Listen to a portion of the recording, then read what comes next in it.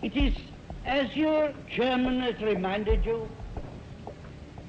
it is nearly 16 years since he recruited me to the Zionist movement.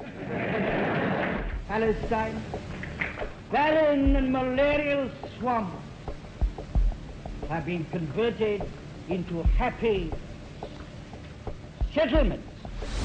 British news bulletins at the time described Palestine as akin to a desert. The reality was very different.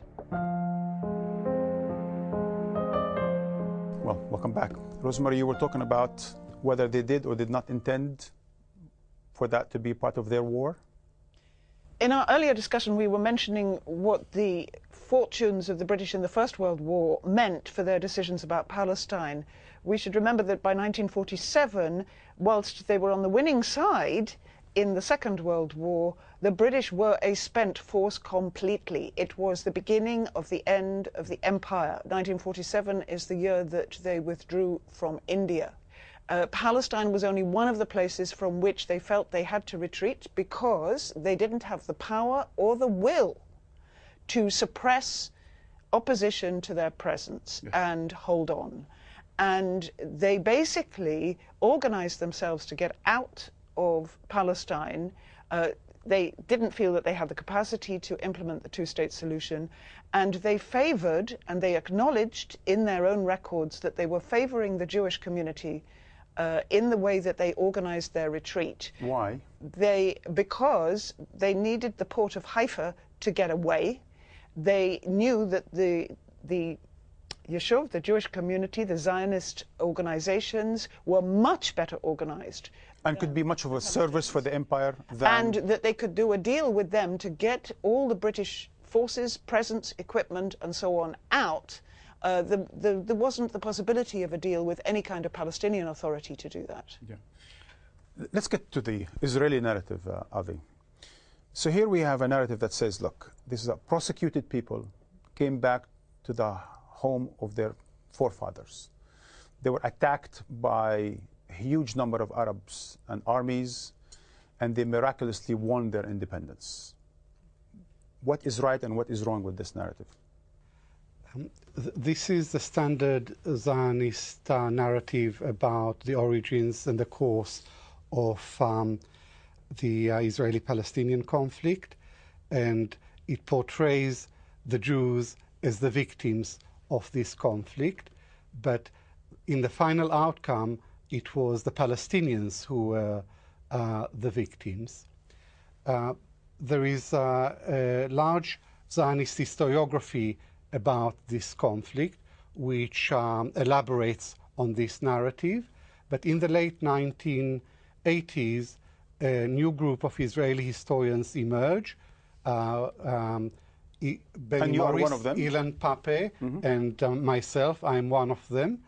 And with the help of Israeli and British and American and UN documents, we mounted a frontal assault on all the legends that have come to surround the 1948 war and the birth of Israel. So why do the old historians refer to you as not new and not historians?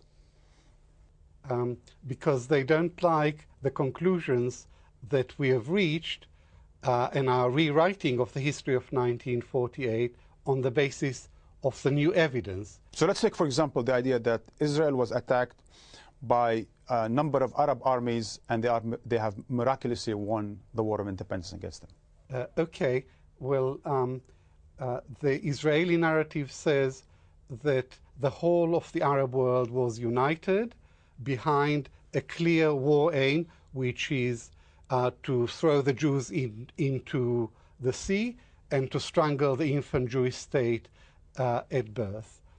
But if you look at the Arab coalition that invaded Palestine on the 5th of May 1948, which consisted of 5 Arabs, the regular armies of 5 Arab states, plus irregular Palestinian forces, you'll see that it's the most bitterly divided, disorganized, and ramshackle coalition in the history of warfare.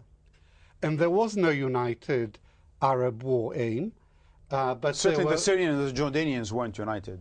They were actually afraid of one another. Yes.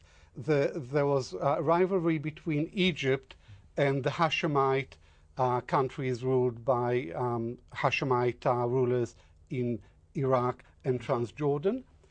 Lebanon and Syria were afraid of King Abdallah's project and ambition for Greater Syria, to incorporate Lebanon and Syria in his kingdom. So there are very, very different agendas in this conflict.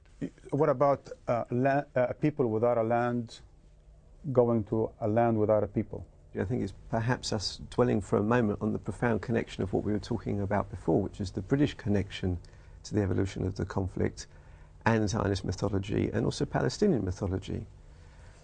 The mainstream idea, sense of things, is that actually the British betrayed Zionism. And on the other hand, a mainstream Palestinian view, an Arab view, is that the British colluded with the Zionists. But I think it's very important, nonetheless, that we don't fall into this trap of going one side or another, that we acknowledge that there was also profound ambivalence amongst the British about the Zionist project. Right up until the end of the mandate, I think there's a continuity between Ernest Bevin, the British Foreign Secretary, who was directing Palestine policy at the end of the mandate, and his fear that a Jewish state would become a satellite for the Soviet Union and feared Jewish communism. And I think it's important that we avoid the trap of falling into two very straightforward, nice and simple narratives that really derive from the beginnings of the mandate in the 1920s onwards about the British were the good guys or the British were the bad guys. Well, the British themselves obviously have their narrative, and it's different from the other two. And it basically, as with all national narratives, is about vindicating the establishment, especially the establishment of the day. And today it's too embarrassing by half to acknowledge that the British may have had a profound role in creating the mess that has continued as a conflict ever since.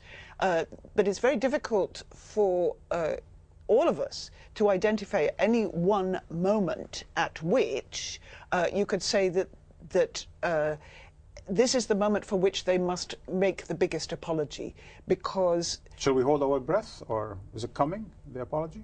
Well, once they apologize for one little piece of the story, then what happens to the whole of the rest of the story? Are they supposed to apologize for empire? Are they supposed to apologize for what they thought was trying to keep the two sides apart in a civil war? They described Israeli-Palestinian or Jewish-Arab conflict as a war between the locals, and they gave up trying to separate them. And I think to this day, the tendency has been, not only in London, but also in other European capitals, to put the major onus on both the Israelis and the Palestinians for the continuation of the conflict.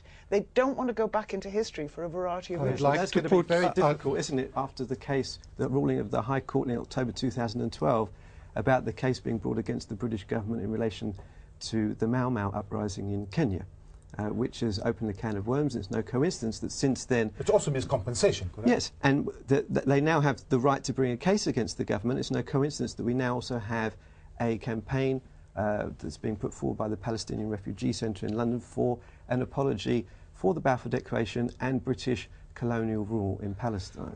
I would like to assign to Britain a share of the responsibility for the Nakba. And James mentioned Ernest Bevin, the Labour's Foreign Secretary. Bevin once said that the Balfour Declaration was the worst mistake in Western foreign policy in the first half of the 20th century. But he was in power after the war, after the Second World War, and he was not moved by any sentiments. He was an imperial policy maker, and there is a debate. One of the main bones of contention between the old historians and the new historians is British policy towards the end of the mandate. The old historians say that the Britain was activated, inspired by strong anti-Zionist and even anti-Semitic sentiments, and that Britain's policy was to arm and to encourage its Arab allies to invade Palestine and put an end to the Zionist project. The new historian's perspective on British policy is rather different. Ilan Pappé was the first to challenge the Zionist account, and he claimed that the key to British policy towards the end of the mandate was not pro-Israeli or pro-Arab, it was pro-British, right. British imperial interests, and the key was Greater Transjordan. In 1947-1948, there was a tacit agreement between King Abdallah of Transjordan and the Zionist leaders to partition Palestine between themselves at the expense of the Palestinians. And this is what happened in the end.